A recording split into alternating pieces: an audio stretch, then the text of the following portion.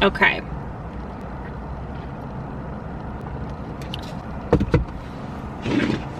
I feel myself getting red already, you guys. It's fucking hot in here. Okay. What's up, guys? It's Meg. Welcome back to Meg After Dark. It's that time of the week again. We get to talk about our favorite show, The Walking Dead. Today we're talking about season 8, episode 11, called Alive or Dead or something else, or something in between, or Walker, or something. I am sitting in the car again. Before we get started, couple things. One, I just posted a Q&A announcement video on my channel.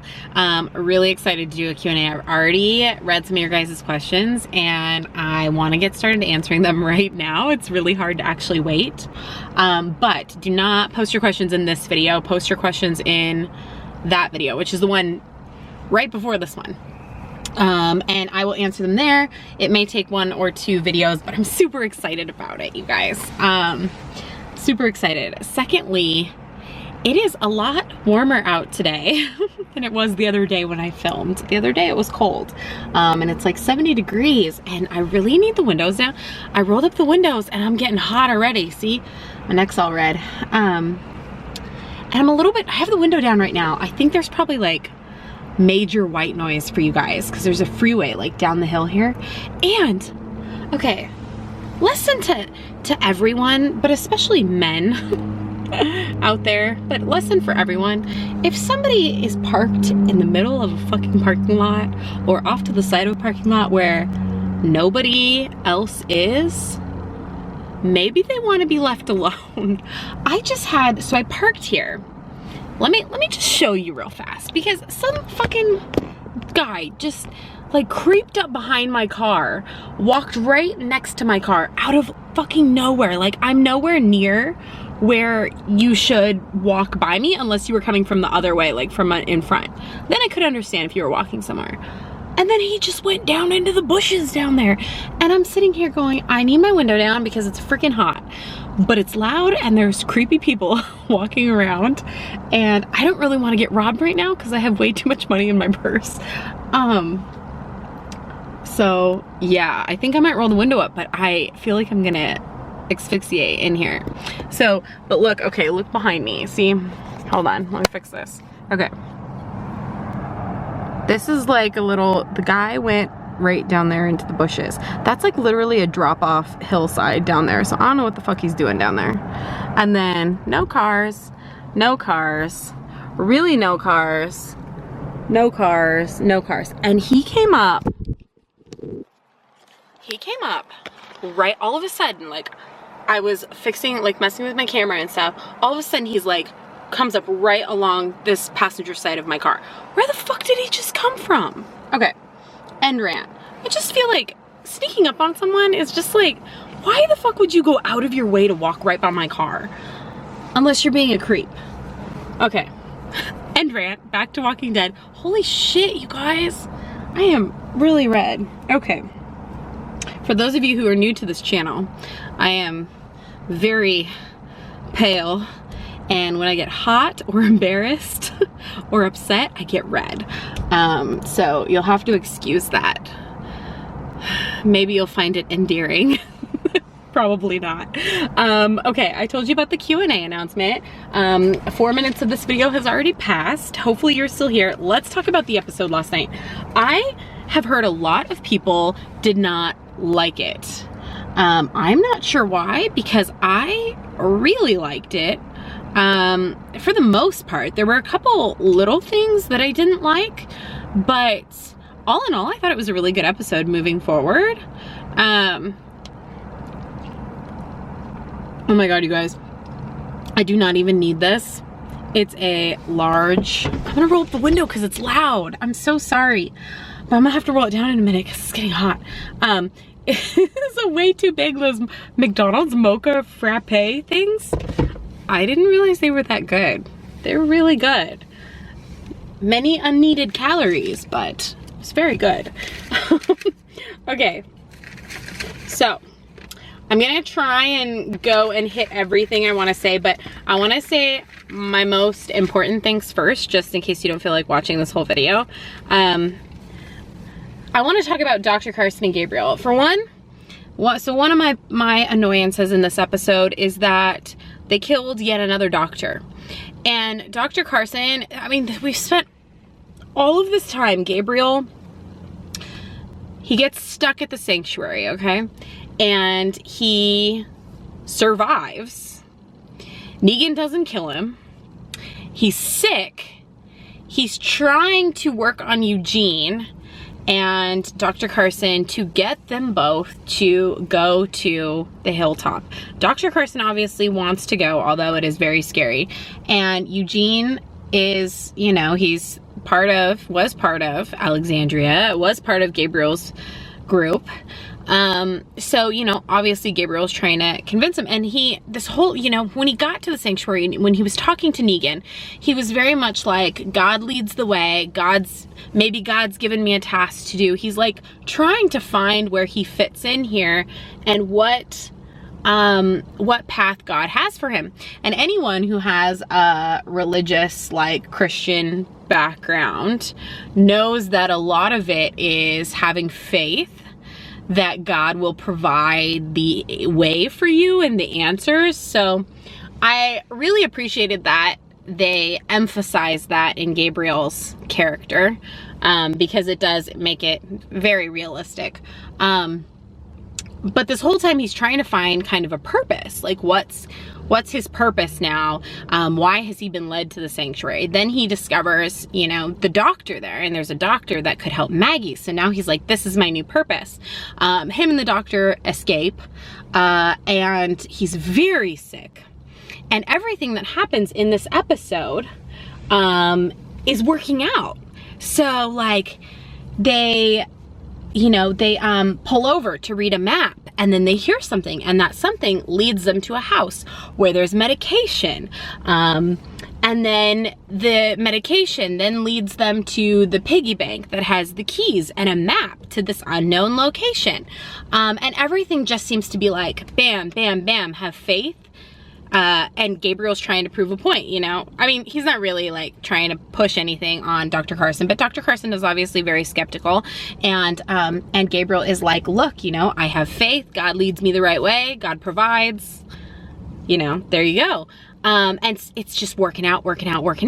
And then they get recaptured, which is a whole nother like rant for me, but they get recaptured, and the doctor has seen the faith that Gabriel has, and that everything keeps working out. And I can't remember what Gabriel said right before the doctor made that bold move that got himself killed, but he said something like, maybe this is the path, something like that still, when the doctor was just like. And Carson goes and it gives him basically seeing all, this is too long of a point already, but Dr. Carson has seen that Gabriel's faith has led him in the right way, and he's like, everything has been working out so far, why wouldn't this work out, sort of thing. And he makes this bold move to grab the gun, thinking, can't go wrong now, and he gets himself shot. And he's not just shot, he's killed. And then Gabriel is left, and you just see the shock on Gabriel's face. Like, I just don't think he was expecting any of that to go that way. And it's like that whole purpose of getting Maggie to the hilltop is now like gone, and his faith is being hugely tested now, because I don't even think that he can fathom the understanding on why, like, all of these things were working out, and then why all of a sudden is the doctor dead then? So now we have Gabriel back with Eugene helping him out. He can barely see. I'm hoping that they took the antibiotics with them, because I don't think one dose of antibiotics is gonna like cure him. So I'm hoping that they took the pills too. Otherwise that's not very realistic. So let's backtrack for a minute. So now moving forward, Gabriel is just kind of, you can just see the devastation on him, and he's just like lost, and I feel so bad for him because he had such faith, and now more than ever, I think his faith is going to be tested, and it'll be very interesting to see where he goes from here. Like I said in my reaction video, I was under the impression that they were trying to make it seem as if Gabriel was infected, that somehow he got very sick and was dying when he was at the sanctuary. Turns out he's just contracted, like, who knows what, some kind of crazy, they haven't even shown like what it could be, because it's not like he has an infected like wound or something. He's just become very ill all of a sudden. I guess it's kind of like at the prison. Okay, moving along, my second kind of most important thing I wanted to talk about was Maggie, and her decision to stop cutting off the ration. You know, basically, Maggie is approached by one of the prisoners. I can't think of that guy's name. I kind of like him. You guys know who I'm talking about, right? He's the one who's kind of like tries to reason with Maggie and say like they're not all bad. And we discovered that they're very low on food at the hilltop, and with the prisoners, they're even worse off for food. So Maggie has to make some really important decisions. I'm sorry, I have to roll this window down or I'm gonna die in here, you guys. I'm so sorry for the noise. I'm like getting sleepy because it's so hot in here. Maggie makes the decision to cut the rations, and when she goes out to the prisoners, this one particular prisoner that always speaks up says, you know, give us some privileges, basically. Give us some outside time, give us some time in the shade, you know, whatever. And Maggie says no, they're prisoners. Like, she's very like, no, my people come first. I'm cutting your rations too for a couple days. Blah, blah, blah. And then the hilltop survivors come, and I didn't get it at first, because all of a sudden then she has changed her mind, and she comes back out and basically says the prisoners can have two guards with the prisoner, and you can have access to, you know, medical attention if you need it, and you can come out and you can work, whatever. So she's all of a sudden changed her mind, and I was like going back in my head, like what made her change her mind there? Because Maggie is a good person. She really is. She has to make some really tough decisions, but she also has to think of the greater good. Dude, there's somebody else just pulled over and is going down into the bushes too. I think this guy's got a camera. He's like unsuspecting. He's gonna go down there and take some pictures, and I think it's a camera. He's gonna get himself attacked down there. That guy was shady as fuck. Okay, anyways, I came back to the conversation with Sadiq, and there wasn't really much there, but he came and he was so thankful, and you know, he said thank you, and she said it isn't much, and you know, I think what did he say? Did he say it's everything? Can't remember. And he asks about if there was like a hospital or like medical rooms or things like that, and she kind of points him in the right direction and stuff, and I think in that moment she sees, she realizes that people are the resources here, and that there's hope and things can be better. I think she realizes that like maybe this all really will work out in the end if everyone works together, that they can do better than, you know, what Negan would do, that she can be better. I think, you know, it's just kind of like, I just got the feeling that there was like hope there, you know.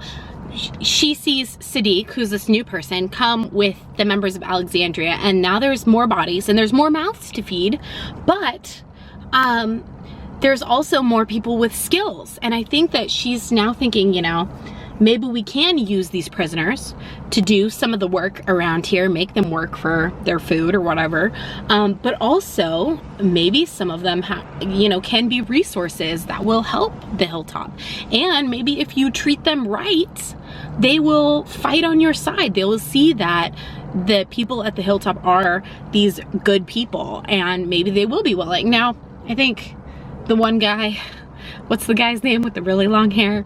he's gonna have to die eventually.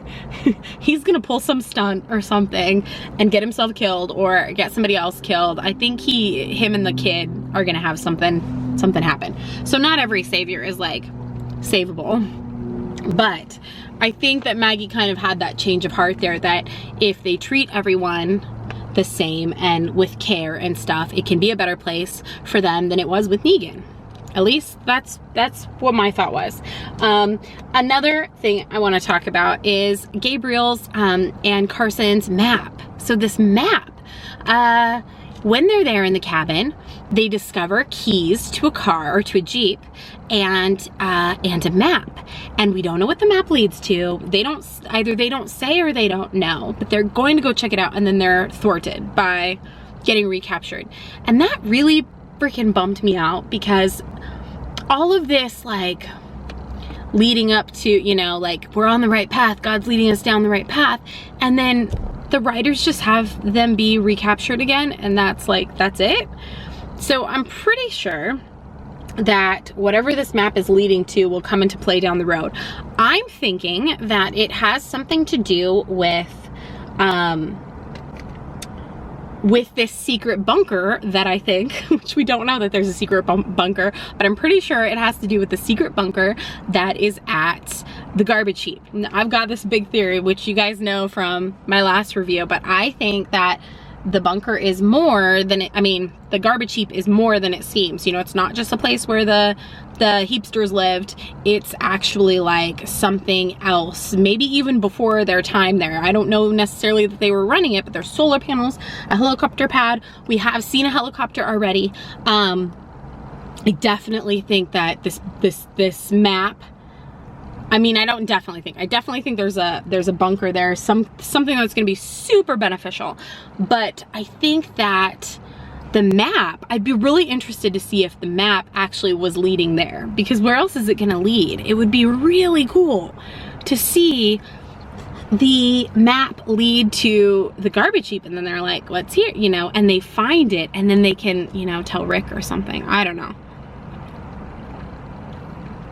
But that being said, there's no they anymore. I'm talking as if there's still a they. There's no they anymore. It's just Gabriel. Gabriel is stuck with Eugene. Let's talk about Eugene for a minute. Eugene has his own outpost now, and oh, he's loving it. I hate him so much. Every time I think that he is redeemable, savable, he just makes me more mad. So we have Eugene, and he does this great thing, which I never expected him to do. He does this great thing, and he helps Gabriel and the doctor, Dr. Carson, escape. Which is like, I mean, he has made no good moves for a very long time, and then he makes this good move, and I'm like, yeah, good job, Eugene. But he's only interested in benefiting himself, for the most part. I don't even know why he did that. I don't know what came over him. Maybe he drank too much wine, and that's what came over him and let him release the doctor. But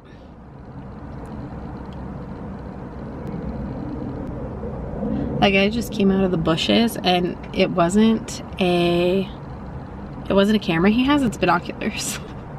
It's really fucking weird. Okay, anyways, I keep losing my train of thought because, like, it's so random over here. I've never parked over here before. It's really hot, you guys. Okay, if for some reason, oh, and I just want to say, maybe all of this helicopter, the helipad, the bunker, the map that I'm hoping Gabriel has. So I know Dr. Carson had it when they were in the car. I'm hoping that Gabriel had some sense to grab it off of the doctor's body before leaving. I'm hoping, because otherwise it's just fucking, it's so, why even tease us with like this map and this secret location if you're not gonna do anything with it? This is a 20-minute freaking review, you guys. Oh my gosh, I'm so sorry. I hope that you like listening to me talk because I have so much more to say, and it's already 20 minutes. So I feel like nobody who's new to my channel is gonna like this at all. Okay. What I was saying was, maybe I keep getting so distracted. Maybe the bunker, the secret location, whatever, the helicopter pad, and the ham radio. That was the last thing. The ham radio that is inside the cabin is like a huge whole system set up, you know. And if you guys know anything about ham radios, which I don't know hardly anything, but I know that they can talk to other ham radios from very long distances away, very long distances. So I'm excited for that because I don't think that's going to be the last that we've seen of that. For one, there's a future comic storyline where a radio like that gets fixed and is used. So I'm really hoping that Gabriel will tell, maybe we'll tell Eugene about that, because he's at Eugene's outpost. I'm hoping. So maybe all of this, the radio and everything, is connected somehow to the Fear crossover, which we know is happening at the end of season 8 here, with Morgan and the Fear characters. Now I have, oh my god, I have so many theories too about, so you know, in the Fear The Walking Dead, kind of the little clip where they introduce Althea, who is played by a lady named Maggie. I can't think of her last name right now. I really like her. She's played in a few things that I've seen. And she is seen in like a Humvee type vehicle, like a military type vehicle with Morgan. And we've never met her before, and I would be so interested to see if she is the person that is, you know, comes and gets Morgan somehow. I don't even have any idea how that kind of thing is gonna happen, but, and then she and him eventually will make it back to wherever our Fear characters are now. I want to talk more about that, but not in this review, because this review is so long already. Oh, holy crap, you guys, I just touched the camera here and it is so hot to the touch. I am burning up right now. I'm so sorry if there's noise. I wanted to talk about Tara and Dwight real fast. So Daryl is on this mission to lead all of the surviving Alexandrians safely to the hilltop, and I love this Daryl, this version of Daryl. It's really where he's at his best. I think he's doing what he's really good at, which is I mean, he can track. He's very good in the woods there, and with being aware of his surroundings and everything. So I think he's one of the best people to be leading them safely to the hilltop. I love that he has been put in this role of a leader here, essentially, where they're all looking to him to make the decision. And even though Rosita is there, and Tara is there, they're all kind of looking to him for guidance, because he is really the person to be doing this. And I love seeing him in that. I loved seeing him really angry too at Tara, where you just don't really ever, we've seen him angry, but you never hear him just full on yell, and you never even really get that much conversation from him. He's a very quiet character, really, you know. And to see him so mad, and then when he made contact with Judith and he realized, and he was just like, he shut it off, and he's just like, okay, I can't, because it's Judith, and he didn't want Judith to be scared of him. You know, he loves Judith. We've seen him holding her all the time. So he checked himself there.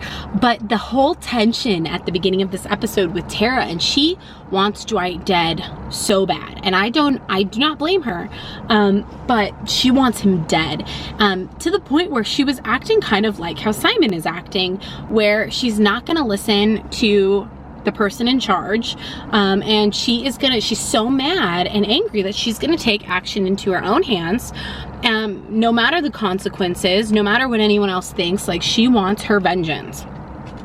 And she made me so mad during this episode, because she is, and I heard some other people talking about this as well, and I so agree with it. It's the fact that she, if we remember, like, how quickly she forgets that she came to the prison with the governor's group. Like, she was with the governor. Clearly she can change sides. She switched sides and came over to Rick's side. Granted, all of the governor people were dead, but obviously, like, people can change. And I think that Dwight has proved himself by now. Now, I get it, that I do get that, and I can't fault her for wanting vengeance over her girlfriend's death. You know, Denise meant a lot to her, and I get it.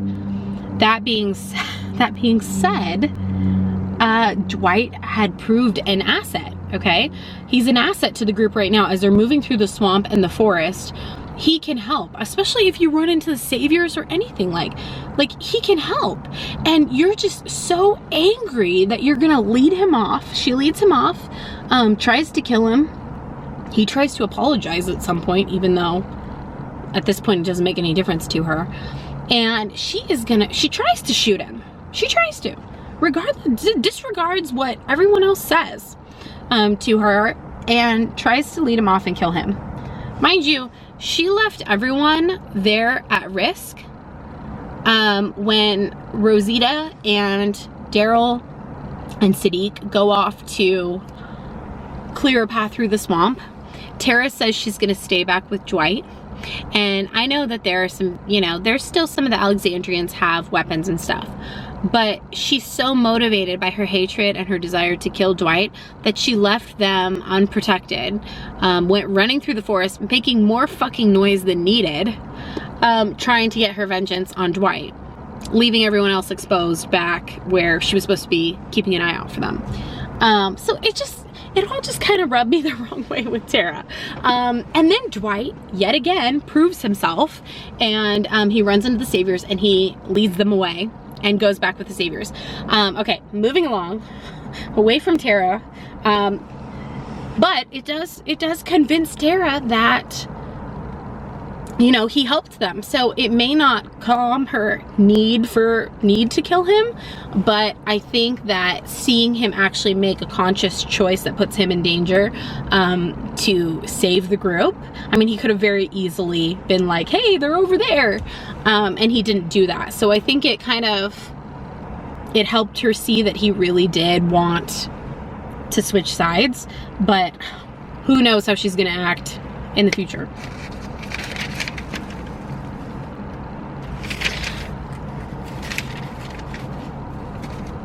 Oh my God, you guys, somebody literally just pulled in and parked right next to me.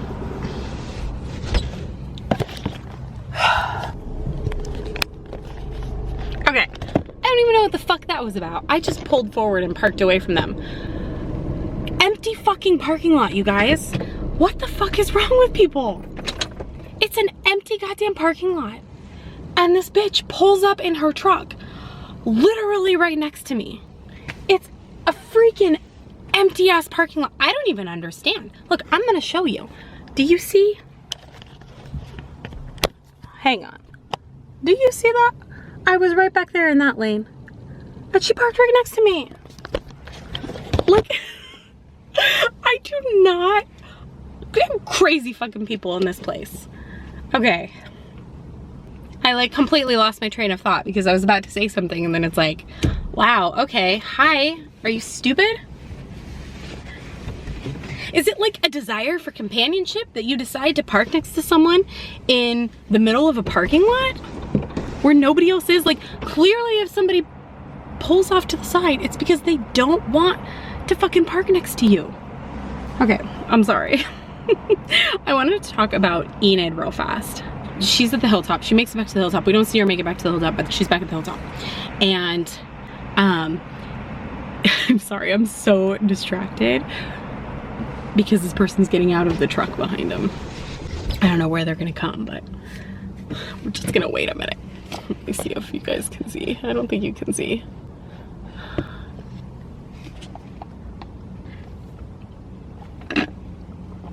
Okay, try this again. People are starting to show up here in the parking lot to pick up their kids. I mean, it's not even time. It's not even remotely time, but people start, like, there's a pickup line. People start getting in line at like an hour earlier, and then the parking lot starts filling up, and holy fuck, it's hot in here. Okay, I want to talk about Enid. So the group, Daryl's group, makes it back to the hilltop, and when they're there, Daryl comes in, and there's this moment where Daryl is still holding Judith, and he whispers that Carl is dead. And you see Enid's emotion. I feel like I'm gonna cry just talking about it. But the emotion she showed for Carl is like more emotion than I feel like anybody showed except for Michonne and Rick. Which is like kind of upsetting that more people weren't crying over Carl. Like, Carl's been with them forever, but I don't know. I guess people mourn in their own ways, but it was so sad to see Enid, you know, falling on the ground, Maggie holding her, and them crying over Carl. It was just, it's so sad. I'm so interested to see where Enid's character goes from here. You're forced to grow up so quickly, and while Enid is still very young, I almost see her as an adult now, you know, kind of like Carl. Carl was still young, but you see him as an adult because he is forced to grow up quickly, and I am just so interested to see where Enid's character goes from here, because I wasn't expecting Carl's death, and I had this whole idea in my head about Enid and Carl, and Enid kind of being like the Sophia thing, but Sophia in the comics is not a very prominent character, at least not right now. She's kind of like a background character, not a lot of story there, except little bits and pieces. So now we just have Enid here, and she's this strong character, and she can shoot, and she can make those decisions, and she can drive, and it's just crazy to see her become this adult, and now she's experienced even more loss. You know, she lost all of her family, and now this guy that she cared about, you know, that she was very close to, Carl, is gone.